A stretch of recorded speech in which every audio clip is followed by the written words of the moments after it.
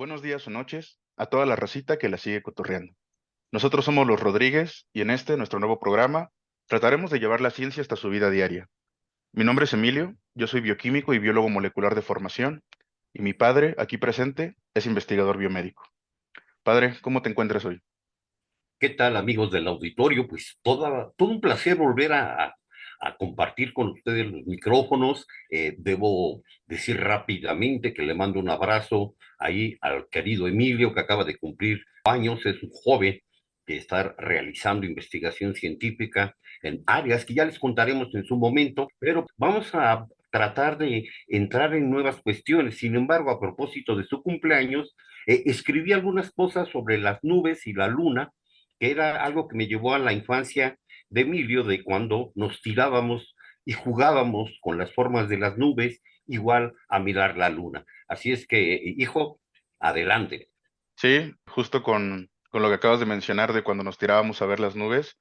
De hecho, en mi tesis de grado está un fragmento de un escrito mío en el que justamente hablo sobre eso. Bueno, hace referencia, no habla explícitamente sobre las nubes, habla sobre las estrellas, pero está basado en esas tardes que pasábamos cuando era niño. Pues muy bien, demos inicio al programa. Este, este episodio ya lo habíamos intentado grabar hace unos días, pero tuvimos unos problemas con el audio. Entonces, por tanto, pues henos aquí de nuevo. En este episodio conversaremos acerca de la originalmente llamada descendencia con modificación, que es el término con el que Darwin se refirió originalmente a lo que conocemos como evolución.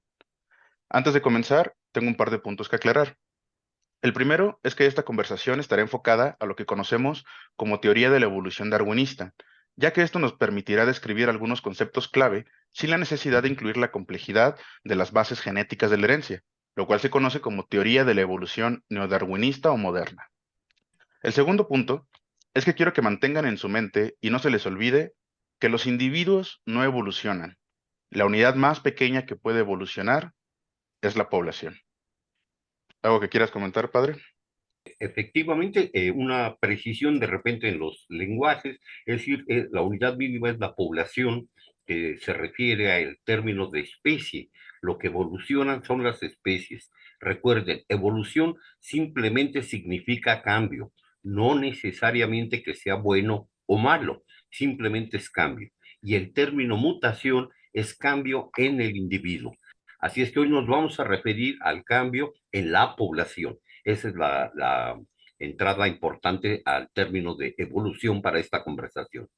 Sí, aunque fíjate que es un buen punto el tratar de definir a qué nos referimos con una población como la unidad mínima, y en realidad no es una población, o sea, la unidad mínima no es la especie, sino una población de individuos que pueden estar restringidos a un espacio en específico, en donde también podemos observar los efectos que vamos a discutir en un momento.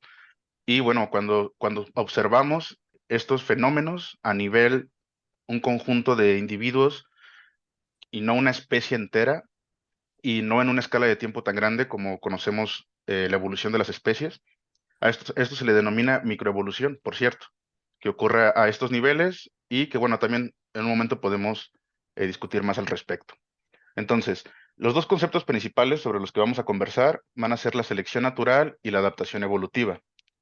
La selección natural ocurre cuando individuos que poseen ciertos rasgos heredables producen más descendencia que otros, lo cual resulta en cambios en una población a través de las generaciones. Es decir, los factores ambientales o, por decirlo de una forma antropocéntrica, el contexto va a filtrar ciertos rasgos heredables que se verán más favorecidos que otros. Que una serie de rasgos se vean favorecidos suele resultar en que aquellos individuos que los poseen tienden a producir mayor descendencia que los que no los poseen. Este éxito reproductivo diferencial, o sea, que no es el mismo para todos los individuos, resulta entonces en una representación desproporcionada de este conjunto de rasgos en la siguiente generación. ¿Y qué es la adaptación evolutiva? Pues es el resultado de la selección natural. Es la acumulación de características heredadas que facilitan la capacidad del organismo para sobrevivir y reproducirse en ambientes específicos. Recuerden que lo que es adaptativo en una situación puede ser inútil o incluso letal en otra. Entonces, bueno, tratemos de deshebrar un poco todos estos tecnicismos, ¿no? Sí, comentaría yo, Imaginen, amigos, una población, podríamos utilizar primates, bacterias o cualquier otro organismo. La selección natural, como bien dice Emilio, selecciona aquellos organismos mejor adaptados. Ojo, adaptados a un medio y un momento específico. Es decir, no necesariamente tiene que ser el más alto, ni el más fuerte, ni el más grande. Simplemente es aquel que está mejor adaptado a esa condición. ¿Sí? En ese sentido decimos mejor adaptado. Desgraciadamente se ha utilizado el término de evolución y esto fue por una interpretación, tenemos que hablar de la época de Darwin, es la época victoriana, y entonces la sociedad utilizó el término para justificar el hecho de que hubiera clases superiores, clases bajas y en la población humana. Fue una desviación de los términos originalmente biológicos. Y como bien dice Emilio, aquellos caracteres que se seleccionan, que están mejor adaptados, por probabilidad se reproducen con mayor frecuencia que los que no. Por lo tanto, estos empiezan a ser una población, le vamos a llamar en términos, entre comillas, dominantes, es decir, se van a presentar más frecuente que los otros. Esto a lo largo del tiempo. Efectivamente. De hecho, hay un ejemplo muy sencillo en uno de los libros que les voy a dejar al final como referencias, en donde se habla de un conjunto de ratones que tienen el pelaje medio pardo y medio blanco. Entonces, estos son unos como ratoncitos que viven en el desierto y pues resulta que son más visibles para los halcones o bueno, el pájaro predador, Predador. el que sea. Entonces, lo que sucede es que con el paso del tiempo, pues están sobreviviendo más los que tienen el pelaje pardo, porque se confunde mejor con la arena de ese ambiente en ese momento. Y entonces lo que empezamos a ver es un cambio en la frecuencia, conforme pasan las generaciones, de cuántos hamstercitos hay con la piel parda, debido a que son los que más hay. Entonces, es este éxito reproductivo diferencial, que en este caso específico, porque pueden ser diferentes casos y por diferentes razones, estamos hablando del efecto que está teniendo un depredador sobre estas presas en un ambiente con una arena de un color en específico. Pero bueno, hay diversos ejemplos. Sí, efectivamente, amigos, ustedes pueden pensar, este fue un efecto donde el depredador, en este caso el ave de rapiña, a su vista selecciona aquellos que ve más fácil, se los va comiendo y por lo tanto los que sobreviven se reproducen y van pasando esas características que, como bien dijo Emilio, tienen que ser heredables. Esto sucede en un cambio en el caso en el ejemplo del depredador, pero también puede ser como el medio ambiente, por ejemplo, ante la erupción de un volcán o cuando hay temblores y que se crean, digamos, grandes grietas de una población que la separan de un lado y de otro. Y entonces las condiciones en las que quedan, esta población que originalmente era, digamos, vamos a decir, homogénea, ahora se empieza a ir a medios, ambientes diferentes y esto también puede generar otro fenómeno de adaptación y por lo tanto de evolución.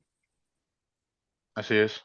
Justamente hablando de eso, lo siguiente que quería mencionar es que la selección natural puede resultar en que se originen nuevas especies, como dijimos hace rato, pero este no es siempre el caso.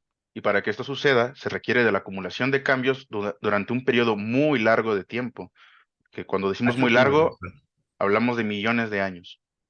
No obstante, los cambios en el acervo de caracteres de una población pueden irse viendo estos cambios en la frecuencia, como lo que mencionábamos ahorita, de una generación a otra, en tiempos no muy largos. O sea, no estamos hablando de millones de años, estamos hablando de un cierto número de generaciones y que esto, bueno, se conoce como microevolución.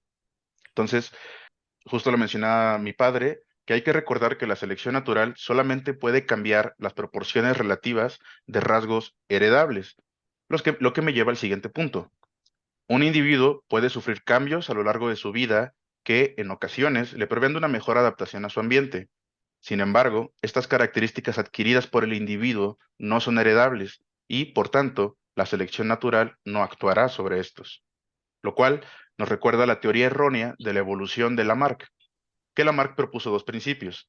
El principio del uso y desuso sugería que las partes del cuerpo que se utilizan mucho se hacen más grandes y fuertes, mientras que las que no se emplean se deterioran. El principio de la herencia y de las características adquiridas sugería que un organismo puede transmitir estas modificaciones a su descendencia. Entonces, bajo este principio, la longitud del cuello de las jirafas había evolucionado a través de una sucesión de generaciones con individuos que constantemente ejercitaban y estiraban cada vez más su cuello para alcanzar las hojas de los árboles más altos, lo cual, pues no es cierto, así no funciona esto. Muy bien ejemplificado en el caso de las jirafas.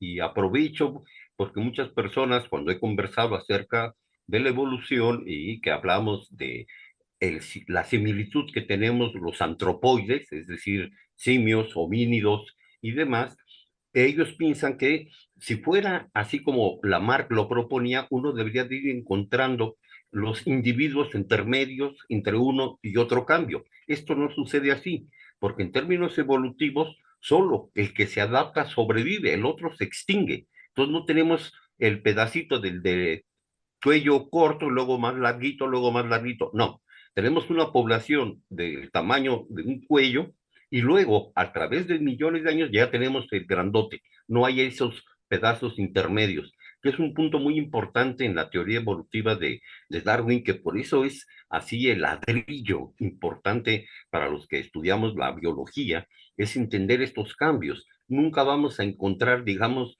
ahí al ¿cómo le llaman pie grande o a estos intermedios, pues hablando de los humanos.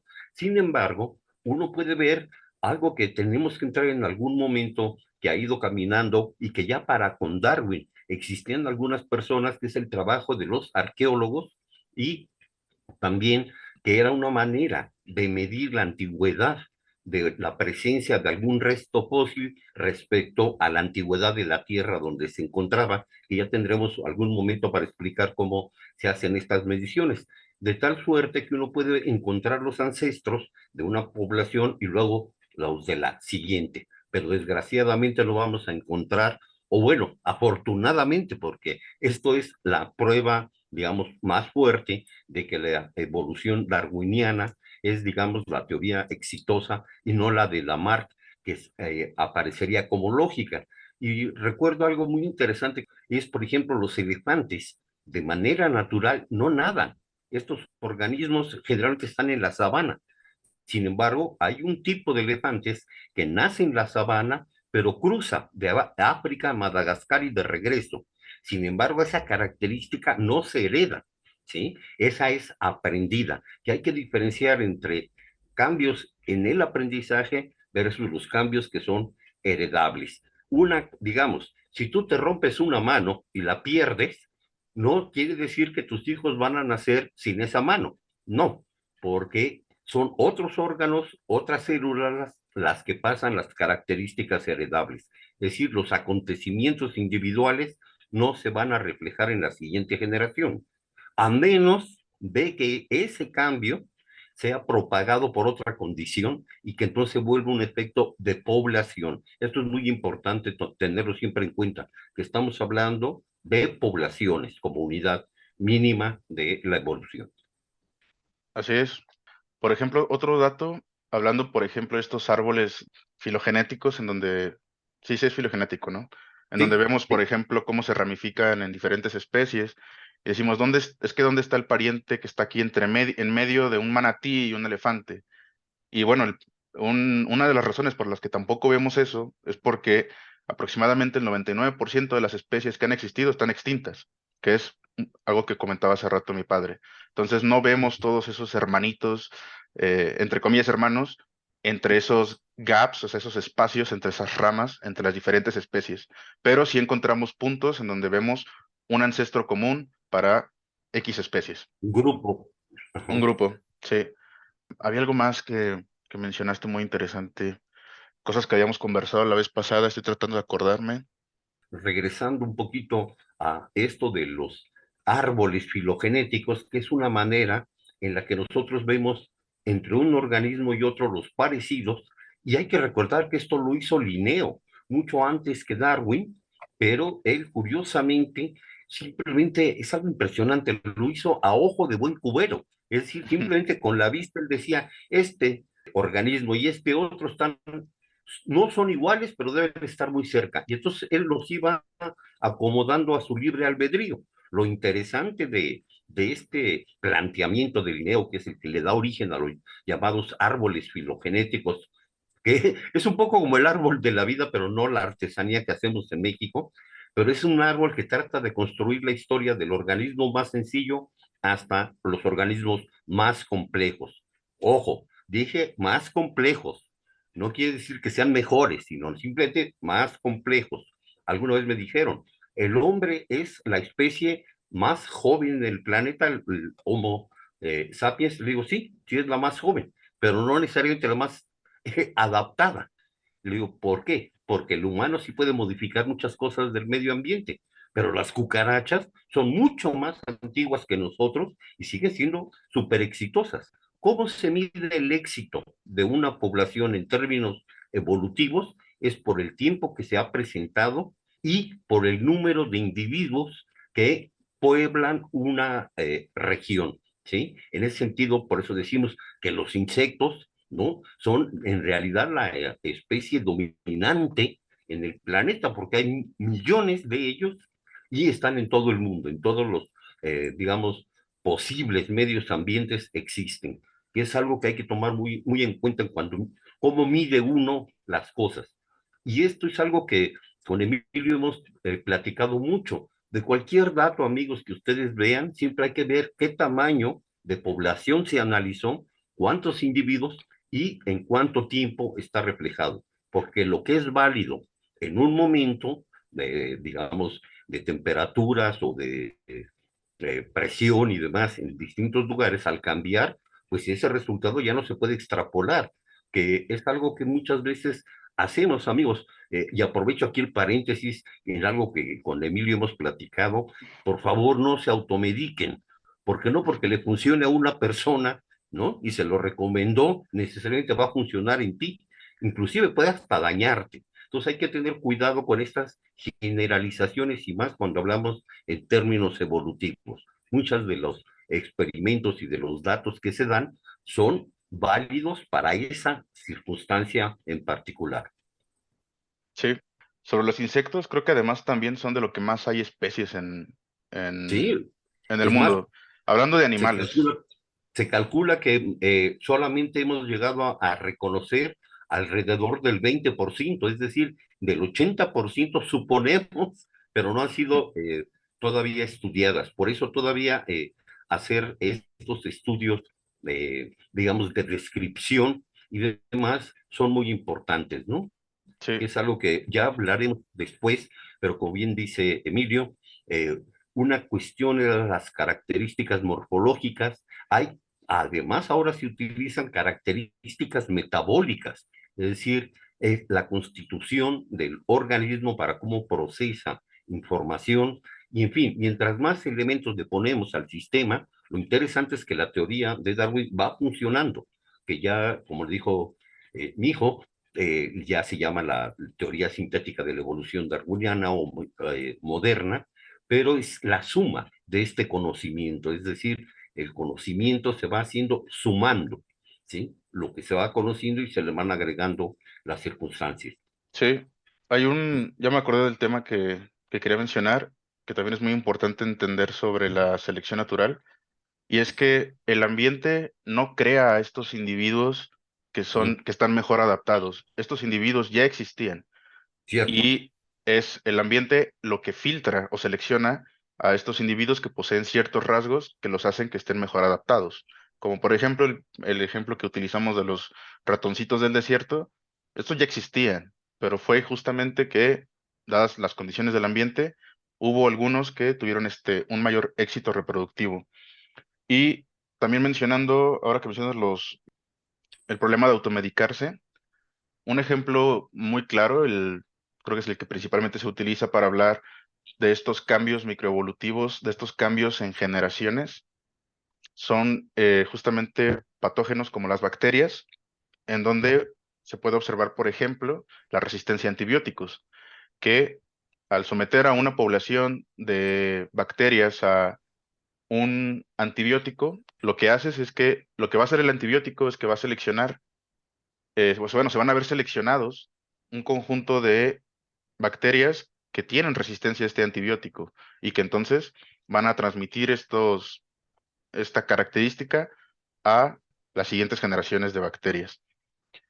Y también por eso Muy, es importante el tomarse el medicamento completo, porque si no te tomas el medicamento, el antibiótico que te recetaron, toda la dosis, lo que pasa es que lo único que estás logrando es estar induciendo que se seleccionen estas bacterias que posean resistencia y que se sigan reproduciendo, porque como no te lo tomaste por completo, no se van a morir, no le vas a dar tiempo tampoco a tu sistema de que acabe con ellas, y entonces vas a ir indirectamente generando estas bacterias resistentes a los antibióticos.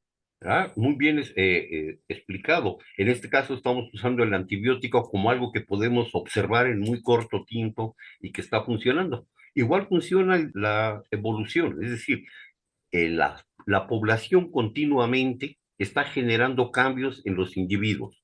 Cada millón de veces que se reproduce un organismo, existe por lo menos una variante. ¿Dónde? No sabemos, pero están ahí continuamente, cada millón de veces que se está dividiendo una célula. Por lo tanto, va generando variantes al azar, totalmente al azar. El medio ambiente, dada una condición específica, puede hacer, en este caso hablando del antibiótico, pero pueden ser cualquier otra característica que da, que entonces a los que ya están presentes, esos son los que se ven seleccionados y son mejores adaptados a esa condición. Si es que, como lo dijo bien mi hijo, no es que el medio ambiente diga, ah, tienes que cambiar para acá. No, el organismo ya estaba.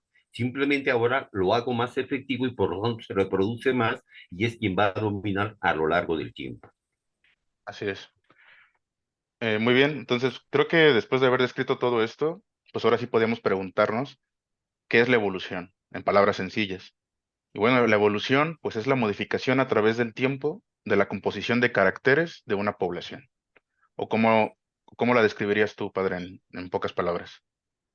En pocas palabras, me parece que es el cambio al azar de una población que es seleccionada y se selecciona al que se adapta mejor. Y esto lleva consigo que, por lo tanto, su posibilidad de reproducción sea mayor que la que no fue seleccionada. Entonces, unas llevan a la extinción y otras llevan a la perseverancia del organismo en la Tierra.